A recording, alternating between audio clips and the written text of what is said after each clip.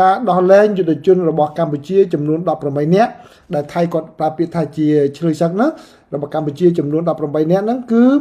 ក្រុងនឹងធ្វើនៅថ្ងៃទី12ខែវិច្ឆិកាខាងមុខនេះប៉ុន្តែលោកបានបដិសេធថាមិនមានការដាក់សម្ពាធណាពីសហរដ្ឋអាមេរិកដែលយកពន្ធកូនមកដាក់សម្ពាធទៅលើថៃនោះទេហើយលោកបានបញ្ជាក់ថា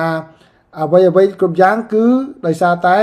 វាសម្រេចបានទៅតាមលក្ខខណ្ឌដែលកម្ពុជានិងថៃបានឯកភាពគ្នាតែប៉ុណ្ណោះបាននៅក្នុងសារព័ត៌មានកៅស៊ូនេះបានឲ្យដឹងថាការថ្លែងរបស់លោករដ្ឋមន្ត្រីក្រសួងការបរទេសរបស់ថៃនេះគឺធ្វើឡើងនៅម៉ោង6:25 នាទីព្រឹកមិញនៅថ្ងៃទី7ខែវិច្ឆិកានេះបាទគឺថ្លែងនៅកន្លែងអាកាសយានដ្ឋានអន្តរជាតិដនមឿងតែម្ដងបាទគឺលោកសៀស័កភួងកិតកែវដែលជារដ្ឋមន្ត្រីក្រសួងការបរទេសនេះបានផ្ដល់បទសម្ភាសន៍ដល់អ្នកសារព័ត៌មានពាក់ព័ន្ធជាមួយនឹងផែនការដែលនឹងត្រូវដោះលែងយុទ្ធជនរបស់កម្ពុជាចំនួន18នាក់នោះ